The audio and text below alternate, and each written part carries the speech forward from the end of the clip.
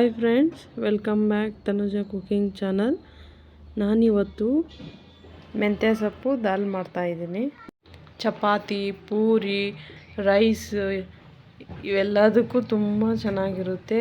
Morning ಬ್ರೇಕ್ಫಾಸ್ಟಲ್ಲಿ ಮಾಡ್ಕೊಳ್ಳಿ. ಹೆಲ್ತ್ಗೆ ಕೂಡ ತುಂಬಾ ಒಳ್ಳೆಯದು. ಕೊನೆ ತನಕ ನೋಡಿ. ಬನ್ನಿ ಹೇಗೆ ಮಾಡೋದು ಅಂತ ನೋಡೋಣ.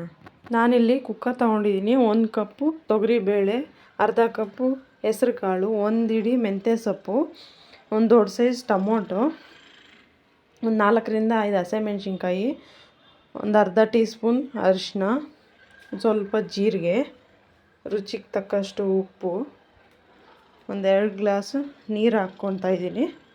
ಹಾಕ್ಕೊಂಡು ಕುಕ್ಕರ್ ಕ್ಲೋಸ್ ಮಾಡಿಕೊಂಡು ಒಂದು 2 ವಿಸಿಲು ಕೊಟ್ಟರೆ ಸಾಕು.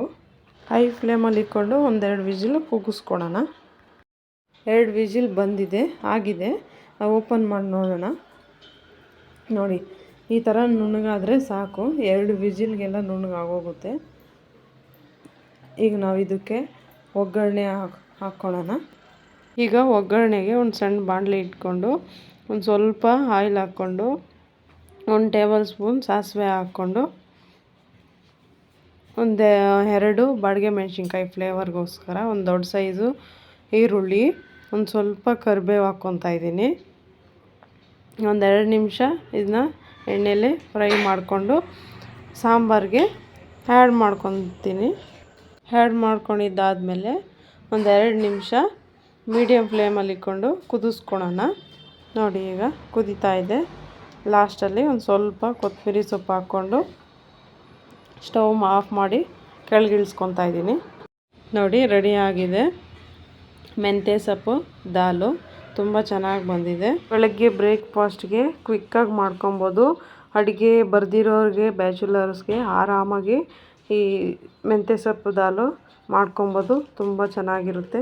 ಮೆಂತ್ಯ ಸೊಪ್ಪು ಆರೋಗ್ಯಕ್ಕೆ ತುಂಬಾ ಒಳ್ಳೆಯದು. ನಾನಿಲ್ಲಿ ಚಪಾತಿ, ರೈಸು 2 ಮಾಡ್ಕೊಂಡಿದ್ದೀನಿ. ಕಾಂಬಿನೇಷನ್ ಸೂಪರಾಗಿರುತ್ತೆ. ತುಂಬ ಸಿಂಪಲ್ ರೆಸಿಪಿ, ತುಂಬ ಬೇಗ ಮಾಡ್ಕೊಬೋದು.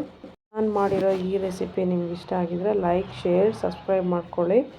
ಎಲ್ಲರೂ ನೋಡ್ತಿದ್ದಾರೆ, ಸಬ್ಸ್ಕ್ರೈಬ್ ಮಾಡ್ಕೊತಿಲ್ಲ, ಪ್ಲೀಸ್ ಸಬ್ಸ್ಕ್ರೈಬ್ ಮಾಡ್ಕೊಳ್ಳಿ. ಧನ್ಯವಾದ.